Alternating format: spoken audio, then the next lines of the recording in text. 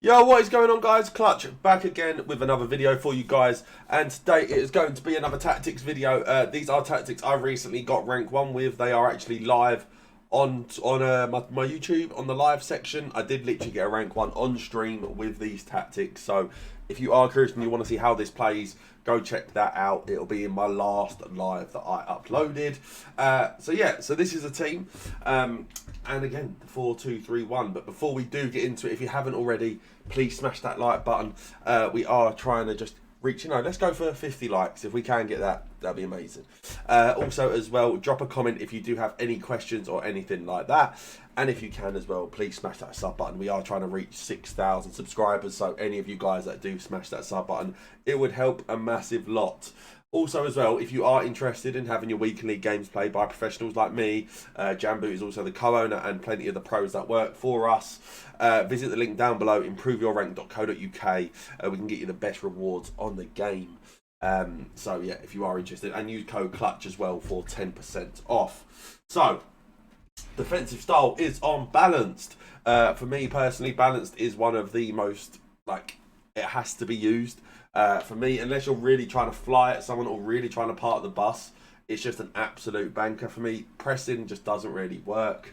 Your players kind of run around like headless chickens, and it's just not something I particularly enjoy. So for me, balanced is the absolute must use when I'm playing the 4-2-3-1. Now, the width is on 40. This is mostly just to tuck those fullbacks in. It's between 40 or 45, whatever you kind of prefer. But for me, I like to have them on 40. Obviously, you do open those wide areas up just a little bit, and you do have to be prepared for that, and obviously be prepared to defend those cutbacks. But for me, the hardest thing to defend on FC24 are through balls. And also just players doing weird little dribbling things. And they're always generally in the centre of the pitch. So for me, ever so slightly tucking in those fullbacks means those centre-backs get tighter as well. And we just have less gaps throughout our back line. Now, depth is on 50. We are out of the 71 depth, just like stage. So, round of applause. Everyone hates 71 depth. It's gone. No more 71 depth for us. So for me, the depth is 50. This is pretty just bog standard. I haven't really done too much with it. You can maybe drop it back a little bit if you want, maybe to 45. But for me, 50 has been pretty good so far. Obviously, it does mean you can still get caught out with those through balls, but I still want to be able to press high, defend with a decent line, and make sure we don't concede any silly goals. Now, build-up play is on balanced. Again, for me, I don't like using fast build-up, slow build-up. The only one you can maybe get away with is long ball if you're trying to be a bit more direct. But for me, that's not how I like to play. I like to play a lot more with link-up passes, through balls, and skill moves and things like that. So for me, balanced build-up play is an absolute dream. 4-2-3-1 just works perfectly for the way I like to play as well.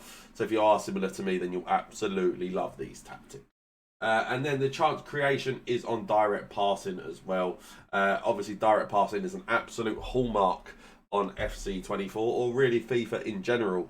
If you're unaware what direct passing does, basically it makes your players with higher attacking positioning or sprint speed or acceleration make better through ball runs. Now, obviously, I don't need to tell you guys how important that is, especially with how today's FIFA is basically mostly built around just through balls and people running in behind. It does mean we just need direct passing on. It's an absolute must-have. Now, the width is on 50. Again, I would probably maybe have this a bit lower at times. It just depends how you're feeling. For me, though, it did just work well this way this weekend. I think I did have 45 as well. I kind of mixed in and around it. So whatever you like. But I am using 50 width. Pretty bog standard, really.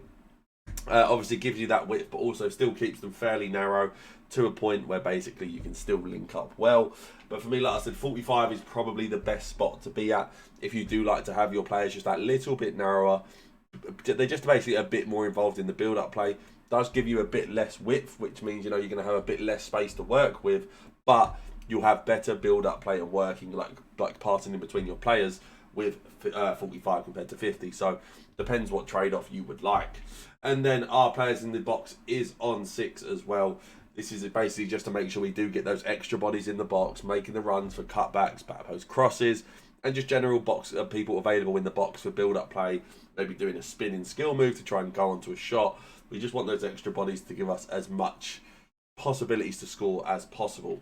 And then I do have my corners on 2, free kicks on 1. This is basically just to avoid conceding counter-attacks.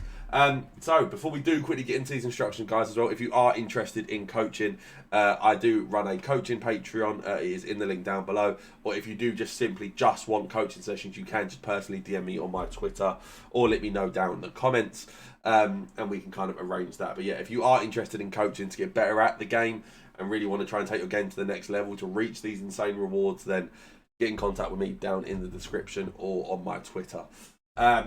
So yeah, these are the instructions. So we are on stay central, getting behind for our striker. This is basically to make sure he is in the right parts of the pitch to score goals and be available in the best positions as possible.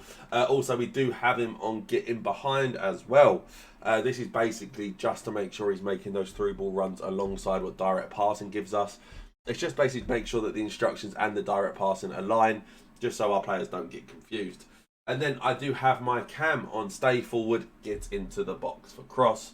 I do have them on stay forward to make sure you don't get the silly glitch where your cam and CDM switch positions. But also, it is just the best you can get for where you want your players to make runs. My cam and my striker alternate a lot.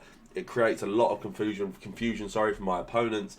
And it does just make it as hard to predict as possible with so many moving parts.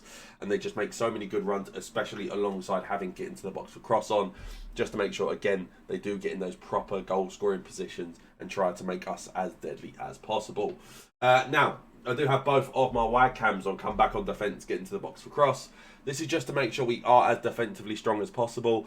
For me on FC24, it is super easy to score goals. And the hardest thing to do is to defend them. So for me, I try to give myself as many bodies back as possible. But looking at this, you may think, okay, they're going to come back on defence. It means you'll lose something going forward, but you don't. They'll still be available in those attacking positions as much as you will need them. And it's just an absolutely amazing balance. Probably a bit busted on EA's behalf that they've kind of allowed instructions like this to keep being as good as they are. But they are very good nonetheless. And then I do have both of my wide cams as well on getting to the box for cross, just to make sure, again, we are available for back post crosses and things like that, just to be available to score goals. And then we do have both of our CDMs on stay back while attacking cover centre. Again, this is just to make sure we have as many bodies back as possible and to protect that central part of the pitch.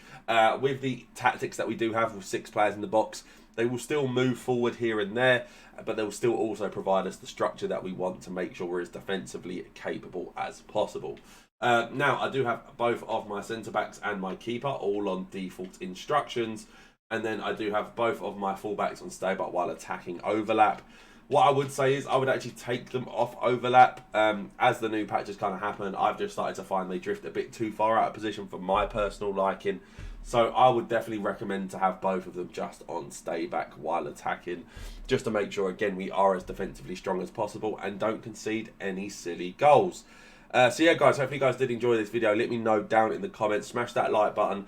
We are trying to reach 50 likes on this video. It'll be massively appreciated. And I will see you guys next time. Peace.